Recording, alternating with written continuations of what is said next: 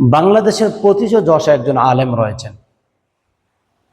বর্তমান যুবকদের আইডল যাকে বলা হয় আল্লামা সাদিকুর রহমান আজহারি, তার মুখ থেকে শোনা কথা, আমি তার সরাসরি মুখ থেকে শুনেছি।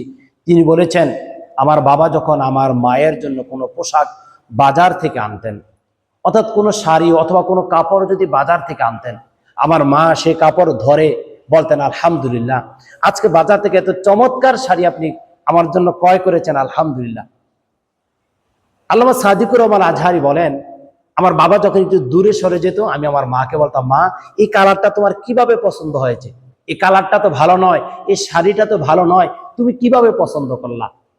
আল্লামা সাদিকুর রহমান আজহারি বলেন, আমার মা তখন আমার এই প্রশ্নের জবাবে বলতেন, বাবা তোমার বাবা যেটা আমার জন্য ক্রয় করে বাজার থেকে এনেছে, সেটা গ্রহণ করাই একজন নারীর জন্য অন্যতম বৈশিষ্ট্য, এবং এটাই হচ্ছে সুন্নাহ।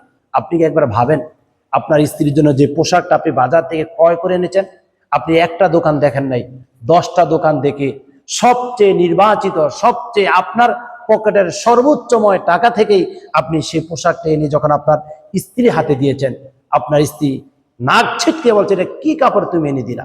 এরকম অসংখ্য নারী পাওয়া যাবে আমাদের সমাজে।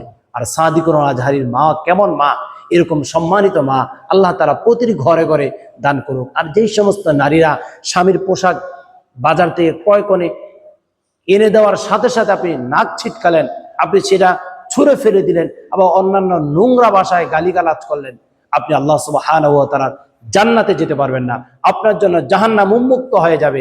এটাই নবী মুহাম্মদ রাসূলুল্লাহ সাল্লাল্লাহু আলাইহি ওয়াসাল্লাম বক্তব্য ছিল।